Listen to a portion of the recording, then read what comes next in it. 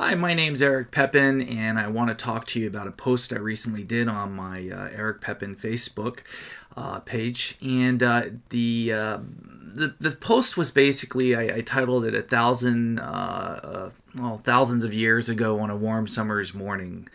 And we've been going back and forth, me and Eric Robison, as to whether it's too complicated or I'm using maybe terminology that now is becoming more inclusive to people who understand higher balance or the material. And that's always been a problem because, to shorten conversations and get to the point when you talk about a lot of philosophical and spiritual teachings and stuff, you tend to create your own kind of lingo. And in some cases, it works very much for us. In other cases, it can work against you because when people are new, they simply don't really understand what you may be fully talking about. But maybe at some point we'll create some breakdown lingo sheet or something.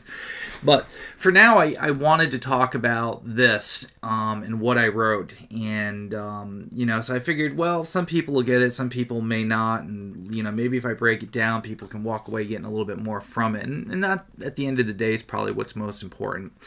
I posted a picture with this, and it's of this tree, and the tree is just absolutely stunning. And it really inspired me because of what it invoked in me as wow, this is really a great example of something I would like to share. And it got me to thinking about thousands of years ago. And what I wrote was, thousands of years ago on a warm summer's morning, a human being walked amongst other men, the beaten path to the distant village where the day's work would begin. And in my mind, I imagine maybe something in India or somewheres in the world where, there might be water buffalo by the river, and people might be washing it or watering them. And I imagine, there's jungle trees in the distance and maybe some birds flying through the air, and the horizon being kind of that tan, orangey, brownish yellow as it's just starting to crescent into, yellows and pink hues as the sun begins to rise in the horizon. So it'd be an early morning. And I imagine in my mind someone who was much like ourselves, or people interested in this kind of stuff, that they were a spiritual seeker, a person who had spent a certain amount of time of their life meditating, reflecting, pondering on life, reality, and all of these things, and who they were and what their purpose was, and all of these things. And this person was up in the morning doing their normal, mundane, everyday thing, going to work, more or less, just thousands of years ago. And as they were walking, of course, they're barefoot. They're probably poverty, stricken, and it was, just whatever it was. And I wanted to capture a certain moment that I think that any white cell, meaning a person on the path trying to awaken or feels this need to understand something greater, that there are moments in our life where they become surreal. Like just something in our instincts, our senses, our state of mind, something goes into, I don't want to necessarily say a trance state, but it is like a trance state. It's just this mind of this plateau of just being really at peace, but your mind is so sharp and so like almost on a different bandwidth that's merging with the normal bandwidth. Like you can tell something different's going on, but you're afraid to acknowledge it because you think it might stop, so you just kind of flow with it. And this is what we call a second awareness, or being aware of yourself in the first person, like you're observing what you're doing. So I wrote, the sun's warmth penetrating the flesh and warming the blood within always calls for a moment of appreciation inward. And that's probably what set it off. They're walking in the morning. The first rays of the sun are crescenting down from the sky or over the trees in the distance, and they're just hitting the body. And I'm imagining, they mean it's warm there to begin with, but in the morning it's probably a little cooler, and they could feel the sun on their face, the sun on their flesh, and you feel it penetrating in your skin. You feel that warmth, and it's like this healing, beautiful energy. And if we stop to think about that rather than just marching along, there's this moment of savoring that experience. And when you're looking at the birds kind of flying around in the morning, over the treetops, and maybe giant little swoops that they're making, and just the sounds, and you stop to smell the air. So I was writing in here, like there's this presence that is unspoken that we're aware of, and often we say it's the force or God or the universe, whatever you want to call it. And I put in captions, every morning you have walked this path. I have been there to greet you, touching your cheek and warming your soul. And I wanted to represent some representation that God is there. God is trying to reach you. God is always there, but we're so in our mundane life and marching along and doing what we have to do just to make ends meet and survive that we often forget what's the deepest need inside of us that we're looking to satisfy, to serve the universe, to fulfill whatever it is that we feel by our design that we're supposed to be doing. And often we miss the boat. We get caught up in the systematic moments of life, and we forget to think. And so in this moment, thousands of years ago, there's this person who's been seeking his spirituality, but he has to do, the mundane things in life he has to do. And so one morning, he's on that course, and here he feels the sun, he sees the trees. And I read on here, unconsciously slowing their walk to momentarily savor the morning's presence. A sound is caught in the webbing of the silent mind. A faint, distant buzzing rapidly approaches from behind and peaks to a sudden eruption of rhythmic pattern, and as quickly as it came, it fades into the distance. In an instant, one takes in the shape and form of a dragonfly passing by. So, when we're in that state, and I think everybody to some point has experienced something like this. Here this person's feeling the sun. They're in the moment. They're something altered about their state of consciousness, quite accidentally, but they're there.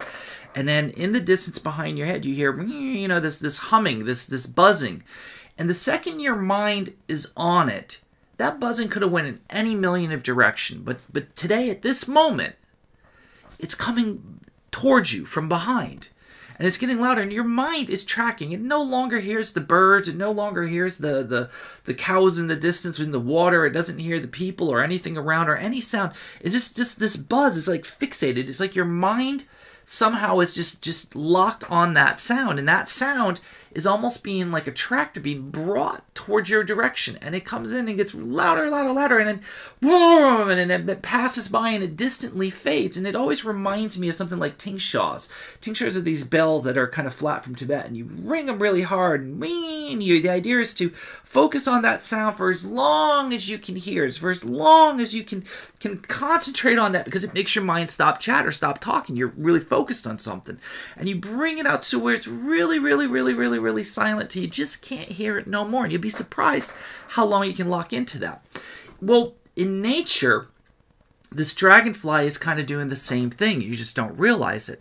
It's moving your mind from this mundaneness to this outer limit, this higher state of consciousness. It's like a string pulling its consciousness outward to be finer and more sensitive. And this is the universe talking to you. So you hear this thing and you locked on it, and now it gets really loud, and in the corner of your eye, of course, you see it for a moment, and it goes by, and you acknowledge, oh, that's a dragonfly, but your mind is just still hanging on to it as it's moving away, but it's expanding your sensory, your energy field, your psychic sensory, your nervous field, if you will. So I went on to write in captions, because you were with me in the moment, you savored my touch upon your cheek. A window of truth was opened, and you reached out to the dragonfly, drawing it to you. As it passed your mind was so fast, the dragonfly had become so slow.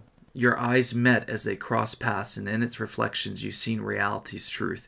Okay, so maybe I am being a little poetic, and Eric Robinson is right. So, okay, let me try to explain this. What I was thinking. I'm no poet, I'm no writer. I'm more of a talker. What I was trying to say is, when I said, because you were with me in the moment, meaning you were already in that trance state, you're already with God, something was different. You feel the sun, you feel the moment, you feel these things, okay?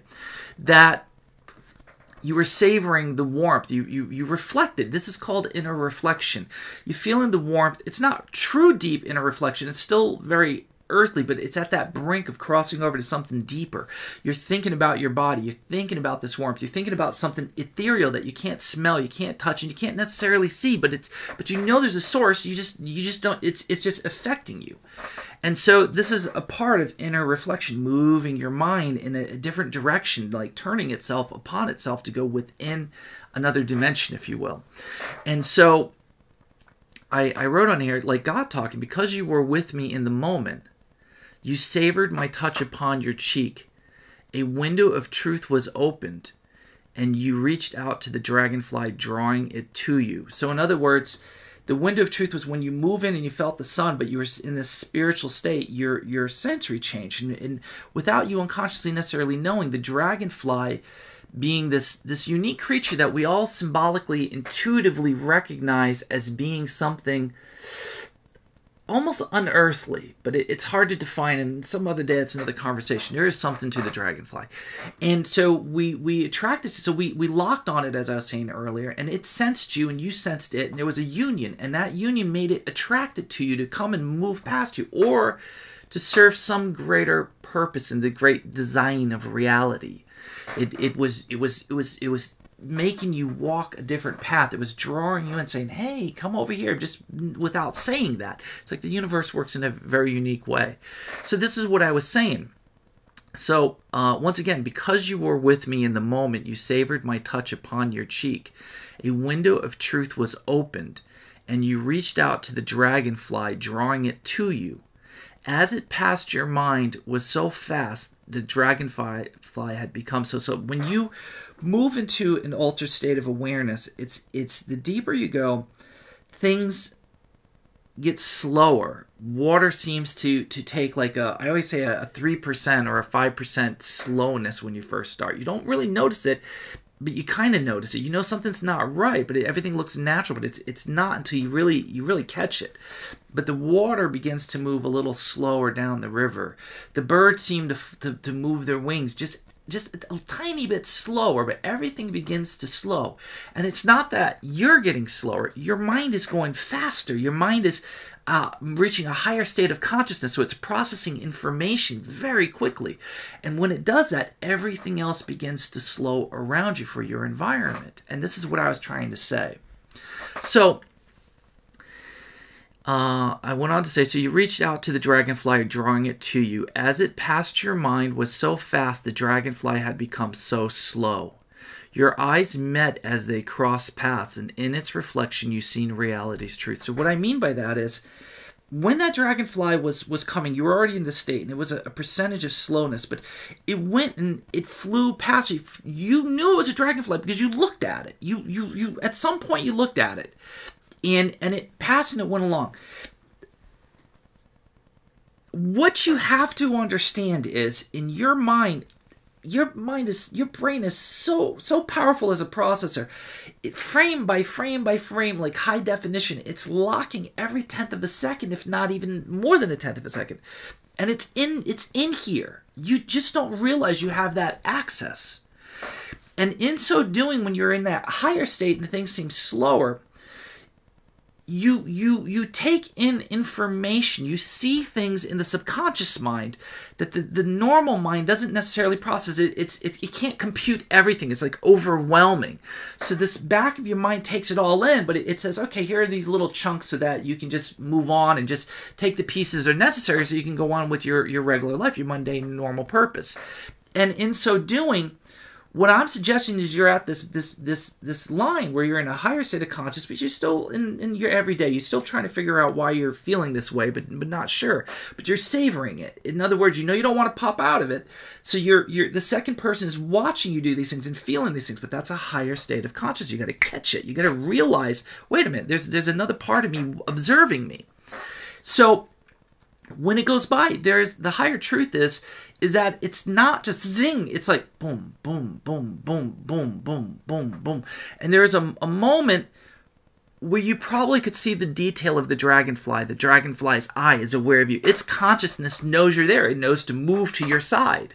It's acknowledging your existence, but there's something inside that dragonfly.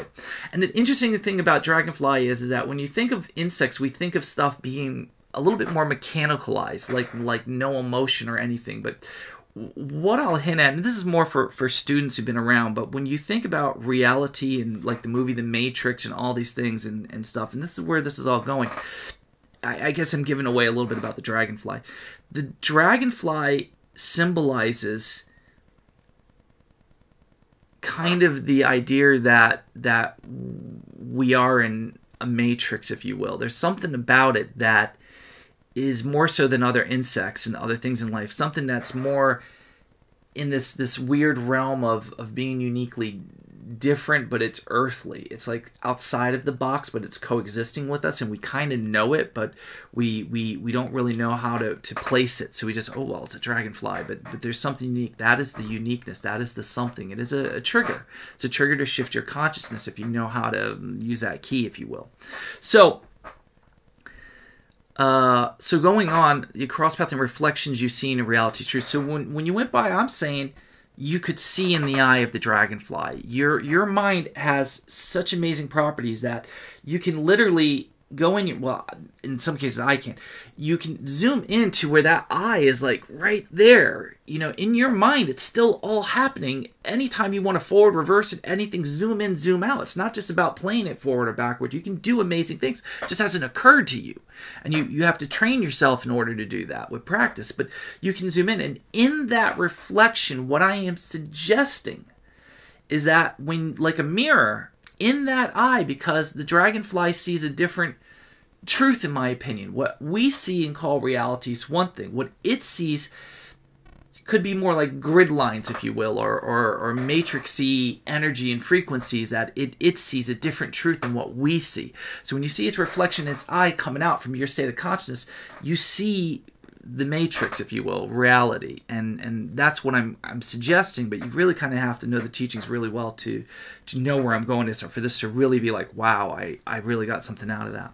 So moving on, the dragonfly echoes a feeling within that seems to remain longer than it should, holding their mind to it as they observe themselves experiencing its fleeting impression. In other words, you know that something just happened, and this has probably happened to you many times, like something kind of almost important, but you're almost mystified about what it was, or like something was evading you from it, like keeping it from you. And you kind of know something happened, but you kind of like, well, I don't know what it is, so there's not much you can do about it. So you just kind of accept it, but there's this lingering, nagging feeling of something important just happened, and you wish you could have grabbed it better. And this happens to a lot of white cells or people trying to attain higher consciousness. So the dragonfly echoes a feeling within that seems to remain longer than it should, holding their mind to it as they observe themselves experiencing its fleeting impression, this thing that I was talking about. So a loud bellow vibrates through the air, breaking the moment of reflection, to reveal itself on the banks of the river as a water buffalo being bathed by its master. So at some point they're in this, and they're at the point of figuring this out. Like some revelation occurs as you see this dragonfly go by, and you're going through this thing like something just happened, and you're getting close. But as if it was done on cue, you hear brrr, and there's this loud, it just rumbles. You can feel it go through your chest, and it's this water buffalo just, letting out its sound, and it's got its owner there, trying to wash it and stuff in the river, and it's just a matter of 50, 60, 70 feet away, and your mind goes to that. So it pulls it out of that moment where you could have snapped into this higher reality. You could have had this huge breakthrough, but almost like in perfect cue, like it was done on purpose. Something disrupts your attention and sucks you back down into this normal place we exist in, the everyday life. Like, oh, boom, this echo. You know what? I should be marching along, going to work, getting my job done, and going into doing what I have to do. And it's like it didn't want you to have that moment too long, because if you did, you might not be a part of all this no more. You might move on to something bigger. And so it's almost like something is designed in the details of reality to keep you where you're at. And it's only by fighting and hanging on to these things, or searching for them, or practicing on understanding them and having more of them, seeking them out, that you will have this huge breakthrough that you've been looking for. And this is what I'm hinting at. This is what I'm trying to say. So I go on to say, the sun dancing on the surface of the broken water, although familiar this time, it's as if triangles were shaped as light pieces between the waves, seeming interlaced as a hidden design that draws the mind's attention to investigate further. The water settles and its mysteries with it. So what I'm saying about that is that this bellowing of this water bubble snaps you out of it. But today is different. You've been searching your spirituality your whole life, or at least for this person. And this day is different than any other day, because it seems like something is fighting on one side to get them to finally pop that bubble and realize what's going on, rather than constantly being knocked back into what we call the dough, meaning everyday life, the general mundaneness of life. That's the dough. We got to go to work, we got to get our clothes, we got to go to the store, we got to pick up things. It's all great and it's all necessary, but at the end of the day, usually when we feel spiritual, something, and we start to go in that zone, something always happens. The bellow of the water buffalo already 1,000 years ago, the horn in the car, brr, brr, from the neighbors, something just pulls you back down as if it was on cue.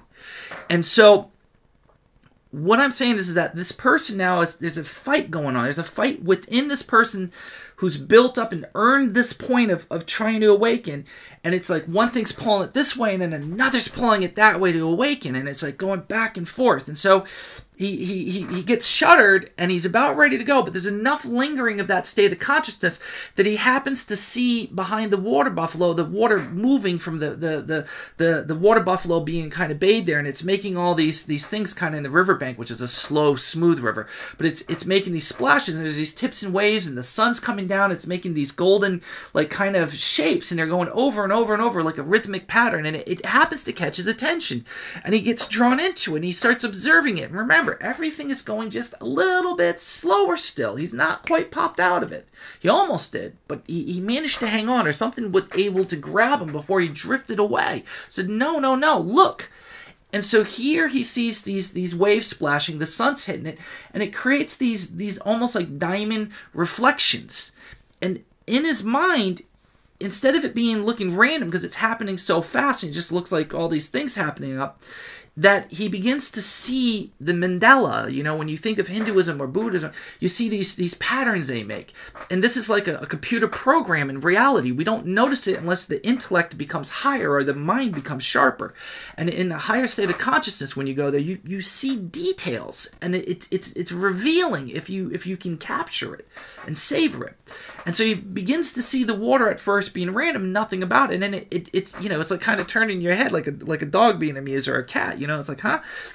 They begin to see the ripple like it's a ball just with diamonds all kind of moving out and away, and something moves in them is what I say. Something moves inside your conscious. You feel it in your chest. It's like something is you just seen a revelation again. You just got something. It was like an epiphany. It's like, whoa, that's interesting. And so this is what happens. It brings you back into that state of consciousness again, where things begin to go a little slower again. So the sun dancing on the surface of the broken water, although familiar, meaning it just looked like a random thing, this time it's as if triangles were shaped as light pieces between the waves, seeming interlaced as a hidden design that draws the mind's attention to investigate further, drawing you in. It's like, what's going on? The water settles and its mysteries with it. So it begins to settle and it disappears, and you're like, oh, well, something amazing was happening, but it's over now. So you're in this state of mind, this trance state, this level of things are moving slower, and you're in reality because your mind is higher, it's faster.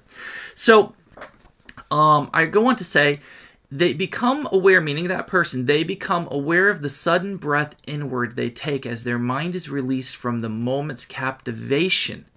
For a moment, acknowledging that perhaps they had not breathed during the entire observation. So when they're doing this, time changes, reality shifts. Believe what you want. You're so entranced. There's things about your stuff that you may or may not be aware of that just seems. It's as if time stopped when time got slower. You got slower. Every reality got slower. So in a sense, when it stops, there's a part of you. God dang it.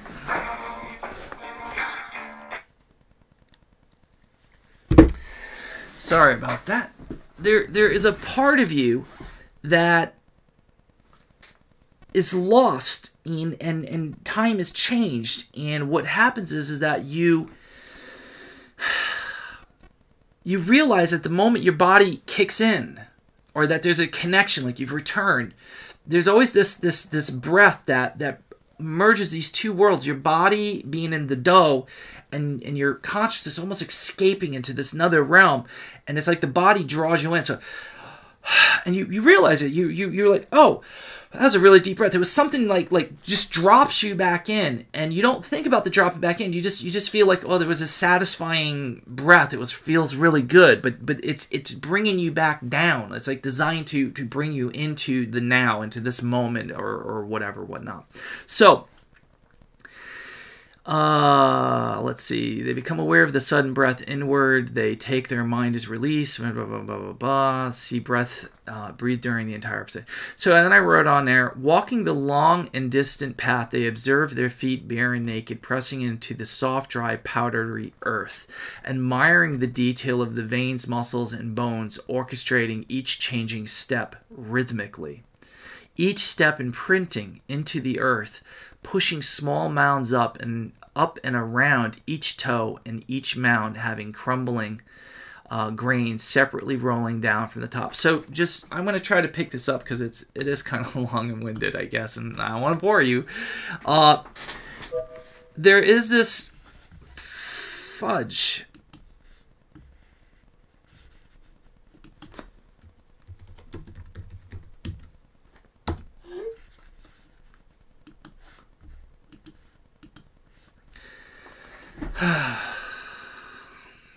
All right, so I don't even know how to edit this now.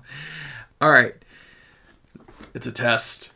So where it goes on here, so walking the long distance path, they observe their feet. So when this person is walking, and go back to your childhood, because this is when we had very clear minds, before it got complicated and more data put in for the general reality. They're walking, probably feeling, at that point, reflecting inward, and we do this in our life from time to time, feeling the warmth of the ground on their feet, and they're walking, and it's I imagine like a path that has been dried quite a bit, and because it's walked on a lot, it's like a very soft, powdery dirt, brown, dark dirt, but tan, whatever. And as they're walking, they start to admire their feet, the rhythmic of the feet, the veins in the feet, the muscles in the feet, the bones in the feet. And there's something when you acknowledge that, when you acknowledge the human body, that moves your mind into a place that says, God, it's like a machine. It's like this device, like a car or something, from some sci-fi movie. It's like, and you're like this being inside operating this machine, and that is really the hands, and the muscles are all nerves and tendons expanding and retraction, and your mind moves it in this way and that way. And so they're observing their feet, and when you observe the body in teaching spiritually, this is what turns the mind back in again. So as you watch this, if you let yourself go in a certain state, because it's hard to artificially produce it unless you got really good technique, but you can go there. And so this person's watching their feet. They're seeing the bone structure through their skin. They're seeing the veins. They're seeing their feet move. And this brings you again in this trance state, this higher state of consciousness where things get a little bit slower because your mind is getting faster. So there's a lot of other things it starts to sense.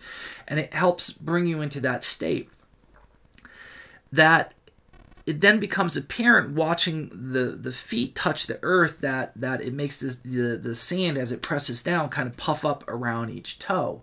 And this is because things get slower. Remember what I said about the dragonfly going back, about how the mind is able to zoom in and zoom out, not just see it as a real, like, a movie just going by. It has all these other, but we don't think about that, but it's there, it's in there. And so in your mind's eye, because it becomes transfixed on the moment, it sees the puffs of dirt pushing up with each step around each like an outlining. And then as it zooms in even more in the mind's eye, you can see the little tiny grains of sand rolling and tumbling off the top. It's just like when we're children and we look at ant hills in the summer, these little tiny ants, moving around, and we see their little mounds, and as they move, you can see the stones tumbling, but it's really just grains of sand, but to them it's like little stones. And it's like something in your mind knows that. You may not be really seeing that in your first state of mind, but in the second state of mind, here we go, more of that lingo, you have that higher awareness, and it's aware of these things. There's something transfixing you, and you're just aware of these things. And it's here that you feel. It's another intelligence in here. And so you become captivated by that, drawn in, like this is something fascinating here. There's something going on. There's some piece of information going on. And as your eye looks out, and I go on to say this, you see all the beaten path from the cattle walking on the same road day in and day out. You see the footprints in there. You see all this boom, boom, boom, all these prints. And as the mind expands, or the view expands out from the feet, you begin to see all these ripples, and they become like the water, the ripples, and he begins to see patterns in there, like the mandalas, like these designs you see in Hinduism and stuff. It looks like spiraling, just like interweave perfectly. And he this begins to not look random, but it starts to become a pattern that he sees in this treading of people, and this again shifts his consciousness. So I'll go on to read. So it says, walking the long and distant path, they observe their feet bare and naked, pressing in the soft, dry, powdery earth, admiring the detail of the veins, muscles, and bones, orchestrating each changing step rhythmically. Each step imprinting into the earth, pushing small mounds up and around, each toe in each mound having crumbling grains, separately rolling down from the top. There's something that speaks to us, like there's a message there. There's something important trying to tell us, show us something. The eyes dilating and awareness expanding wider. The pattern on the ground reveals the treaded path of man and beast having taken for years. Mounds of dry, soft earth dipping and lifting all around each foot, slowly revealing the waves in the water, and then the shimmering triangles in between them. Shaking their head and breathing in, suddenly, there's your breath, to clear their mind, they return to normal. In other words, the body says, you need to breathe. You need to come back. Hey, check in. I don't want you escaping. I don't want your mind going too far out. You need to be part of this reality that we're in, not some other higher frequency, not some other place. So, and and that dilation of the eyes is like something in your mind is shifting, and literally your eyes will dilate. Your consciousness is shifting. So the body senses something going on that's beyond it, and it brings you back in. So, emotion becomes perplexed, and the mind engages to wonder, and the chest feels full. In other words, there's something that you realize you just experienced. It's something you've been looking for your whole life, even though it's a small sliver of tasting it. There is something that we as navigators, spiritual white cells, people seeking, there is this nagging hole in us that I just don't think that other people, I call them red cells, people who don't have an interest in this kind of stuff, they don't feel, but we need to fill this thing. It's connected to the universe, it's connected to God, and our whole lives, it's driving us like crazy, to fulfill this something.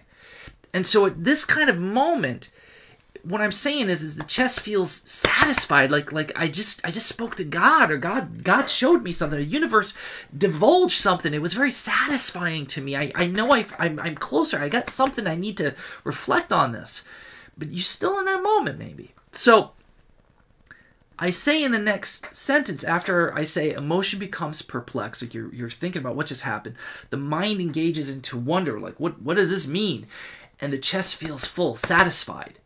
And then I put in captions again, find me. And that's God, that's the universe speaking out, and it's saying, find me. In other words, you're so close. You're onto something. Don't get sucked into the main mundane life. This is your chance. This is the road you've been looking for.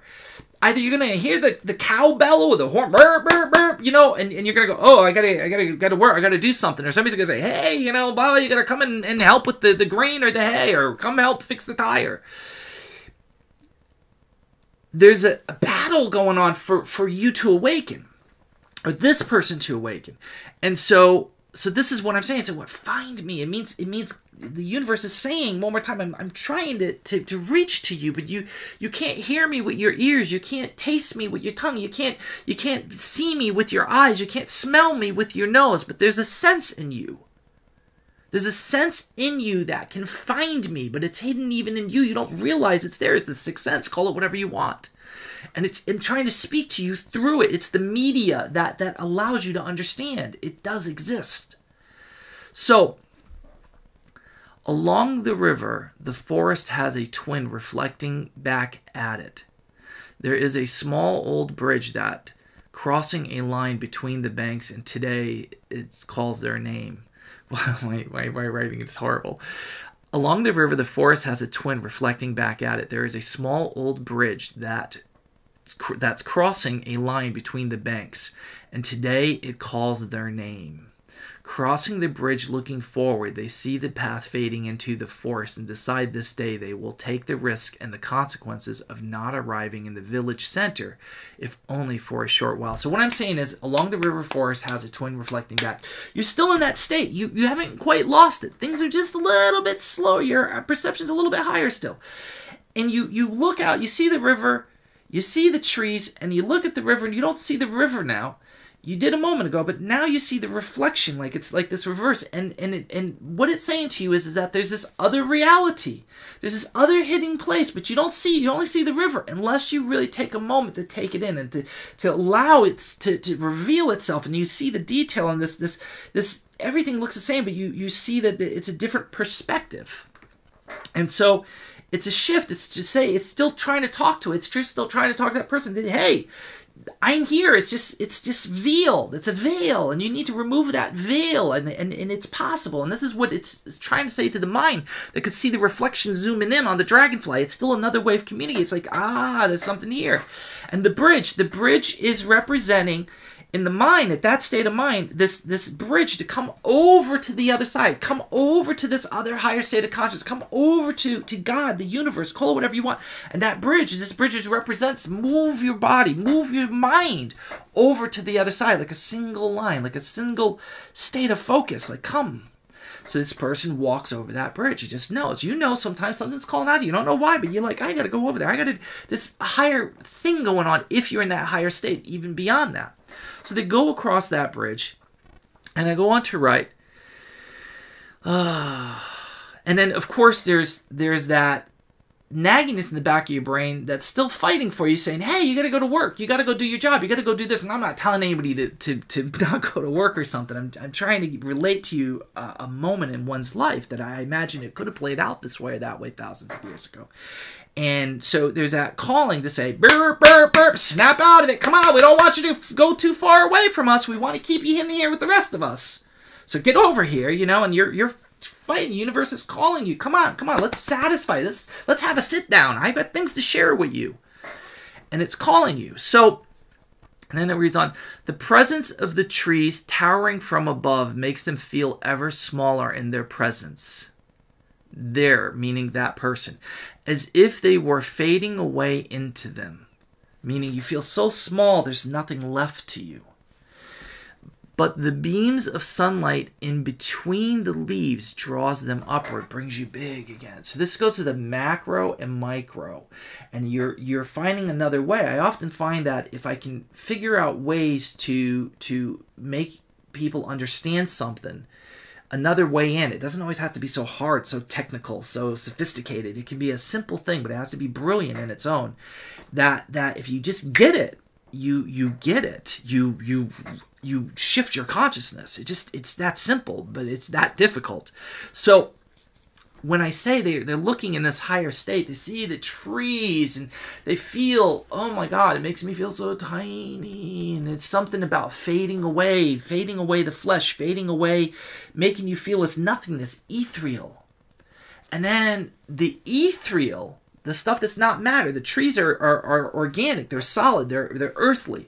But what's not necessarily earthly, but it still is, but not in the sense at this moment, are these golden rays of sunlight that are transparent. We know they're there, we can feel they're there, And in some ways, we don't see them as anything. They're transparent. But in our mind, we know it's like a golden ray. How do we know that? We're seeing, like with the dragonfly's eye, just a little bit. We're seeing a different truth. We're seeing things for what they are. So we see this golden light as these perfect lines. And so this is like drawing you upward. So it's making you macro. It's making something inside of you that's not organic expand largely outward into the spatialness and beyond. It's like a sensory and awareness of awakening. And so I go on to say that the presence of the trees towering from above makes them feel ever smaller in their presence, as if they were fading away into them. But the beams of sunlight in between is a very important word, as you guys know, the leaves draw them upward. There before a grand tree dancing with light beams, the earth calls out invitingly. The person sits into a meditation position, as they always have, but today's a bit different. Closing their eyes, breathing deeply, and releasing the weight of the day with their breath, they surrender into the divine. So what I'm saying is there before a grand tree dancing with light beams. So there's a tree, there's the sunlight coming down. It's like it's beautiful. You know there's something special about it. It's very nice. Everybody's kind of seen this kind of thing before. They decide, okay, I'm going to sit down. Something special's happening right now. I feel a connection, and I don't want to lose the moment. I'm not going to go run off to go do what I have to do in the village and blah blah blah. I'm going to fight for this moment. I'm going to take this moment and try to savor it. With whatever it is that's going on, something different is happening. And so they decide to sit down under this tree. This is the spot, as we say. When I say, where's the spot? And the person goes, I don't know. I just find it. Wherever they end up sitting is probably the spot that they intuitively knew. That's what decided it. So they sit before the tree. They go into meditation. They close their eyes. And they're going, all this time I've been saying breathing out brings you back in. And now they decide, I'm going to breathe and control the breath. And this goes into spiritual teachings. Okay, it's you're reverse engineering what the brain is doing to bring you back in, but instead you're using it against itself to control it and breathe out where it usually grounds you. You're taking the grounding and you're tossing it out of you. And this is what blowing out your thoughts, your consciousness, your emotions. It means just get rid of it, blow it out. Do the opposite that the breath does to you unconsciously to keep you in the dough, in the here and now. Okay, so this person says, so I say, closing their eyes, breathing deeply, and releasing the weight of the day, meaning all the shit on your mind with their breath, blowing out, surrendering out. They surrender into the divine. Once you relieve your mind, your consciousness of all of the mundane challenges of life, the stuff that you think is real and has, holds you here and keeps you captive by responsibilities, and you got to do this and you got to do that, and emotionally responsible to people. You let it go. And when you let that all go, there's only one thing left. God. The universe, what you're looking for is always right underneath your nose. It's always right there. So, but it's in that reflection of the river. It's just something that's hidden from your normal senses, but it's there. It doesn't mean it's not there. It's like saying the sun doesn't exist, but yet it's there. You know it is. So they surrendered to the divine. So I go on to say, after some time, meaning meditating, they slowly opened their eyes upon seeing a wonder. So they're still slow in their environment. The mind is shifted. They're moved into higher states, so it's moving very quick, so it makes everything look slow when they observe it. But even more so, because now all the baggage of what binds you into reality, into the dough, is loosened, it's removed, and all these things are obstructions are removed that you've decided to clear your mind and focus and to experience, allow the universe to move into you. And they clear everything. They took charge. They've allowed God to direct them to this moment. And so after some time, they slowly open their eyes upon seeing a wonder. They see that same tree that they sat down. Ever so still, one settles upon their lips.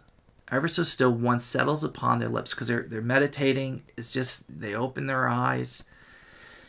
They're not going to go, oh, wow. They're barely connected to their body. They're so in the moment, and you hear like it's a soft breath, ever so gently, as they look at this tree. They see the matrix. They see the lines of reality. And this is what this picture originally inspired me. I went, well, if you look at it, it does look like the matrix, but it looks like reality. It's something in between the two that you're seeing. You're seeing an overlay of two things, and you're consciously getting it. You're seeing the dragonfly's eyes, what it sees. You're seeing beyond the reflection in the water, the ultimate truth of things. You're walking across the bridge, but you're doing it between observing. You're seeing with your eyes, but your mind is seeing another truth that's intertwined, a real truth. And so, upon their lips, ever so gently breathe, a whisper is spoken from them, and they say, as they observe the tree and they see the truth of things for the first time in their life. But they always sought it out. They always knew it was the truth. But this is a confirmation. This is hard work paying off. Reality is an illusion. Reality is an illusion. Full, satisfied. I wanted the truth, and they finally got the truth. Finally, a truth. Only now, says the universe, are you ready to do the work you're needed for? Now you can begin to understand what it is, or take the steps to fulfill your destiny that you've always known, what pushed you to awaken. Only now can you start to figure out, how am I going to accomplish that? But you have to get to that first step. So, by Eric Pepin. I hope this helps. I'm sorry about the interruptions. And, the horn was honking and the cow was bellowing, even in this, trying to reach you guys. And, but, you got to pull it together. You got to focus. You got to recenter. So, I hope that helps. And, please post any comments. I appreciate it. It helps to inspire me. I'm sorry about my crappy writing and my crappy poetry, but I'm pretty sure everybody will be nice about it. Thank you, and I hope to talk or see you sometime in the future.